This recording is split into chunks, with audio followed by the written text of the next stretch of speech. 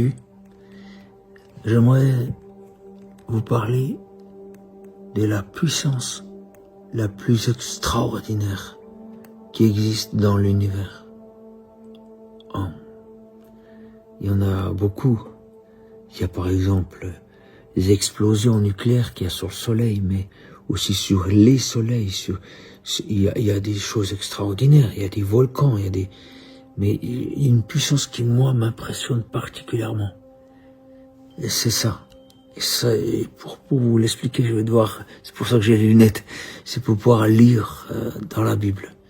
Je vais vous dire, c'est parler du Christ. C'est dans Ésaïe 53 au verset 4. C'est le Christ à la croix. Et voilà ce qui est dit. Cependant, ce sont nos souffrances qu'il a portées. Ce sont nos douleurs dont il s'est chargé. Et nous l'avons considéré comme puni, frappé de Dieu et humilié. Mais il était blessé pour nos péchés, brisé pour nos iniquités. Le châtiment qui nous donne la paix est tombé sur lui, et c'est par ses meurtrissures que nous sommes guéris. Nous étions tous errants comme des brebis, chacun suivait sa propre voie, et l'Éternel a fait retomber sur lui l'iniquité de nous tous. Voilà, je vous invite à découvrir vous-même ce verset dans le livre d'Ésaïe, une prophétie qui annonce des centaines d'années avant la naissance du Christ, ce qu'il va vivre à la croix. Alors voilà. Imaginez. Des fois, on porte des fardeaux, ça vous est arrivé. Vous avez porté des fardeaux qui sont lourds, sont insupportables, à la limite du supportable. Je ne sais pas ce que vous avez vécu, mais je sais, pour avoir croisé beaucoup de gens et moi-même avoir vécu des choses, que des fois ce qu'on doit porter c'est lourd. Imaginez que le Christ le porte sur la croix.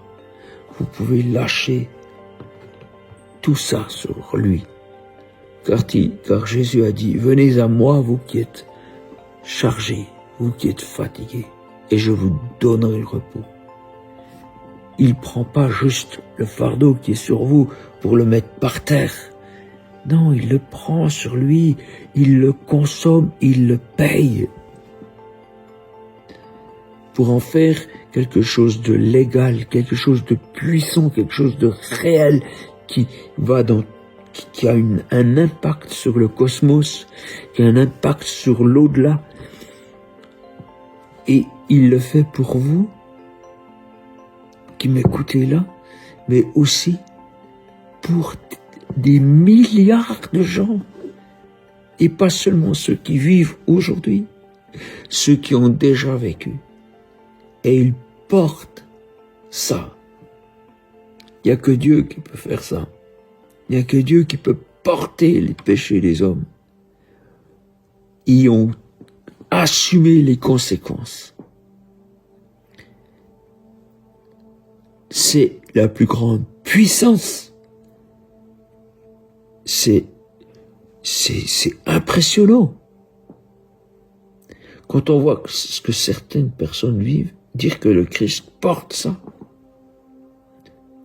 c'est juste ahurissant.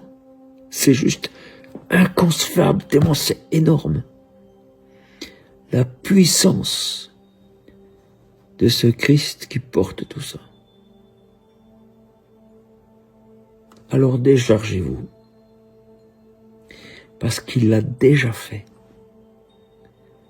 Si vous portez vos culpabilités, toute cette souffrance, c'est en vain, car quelqu'un le porte déjà. Le Christ, le Messie, porte déjà ça. Je sais, c'est pas forcément évident de comprendre comment faire, mais faites simplement cette prière. C'est trop simple. Jésus, je te remets toutes ces souffrances. Merci de les porter. Merci d'en porter la conséquence. Je crois en ton pardon. Je crois en ta guérison sur ma vie. Je crois à cela. Aide-moi à me l'approprier. Aide-moi à le vivre. Merci pour ton sacrifice. Et même si en priant comme ça, vous n'avez rien senti, croyez. Croyez qu'il le fait. Car il est écrit dans la Bible, celui qui croit sera sauvé. Alors je vais encore une dernière fois dans cette vidéo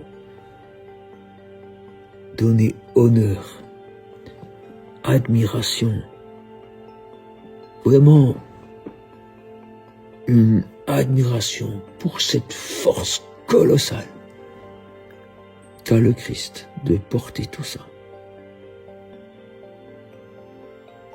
C'est dingue. Et je m'en rends compte qu'un petit peu, ça m'échappe, mais c'est extraordinaire. Dieu vous aime et il porte ce que vous portez. Lâchez-le dans ses bras.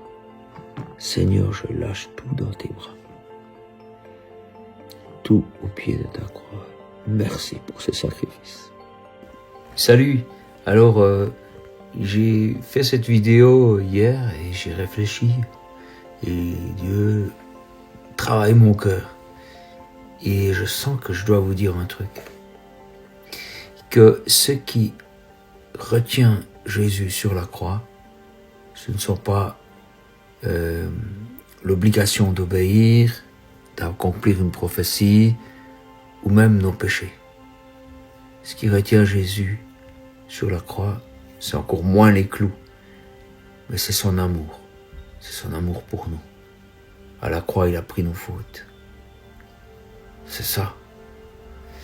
L'amour que Dieu a pour nous, c'est extraordinaire.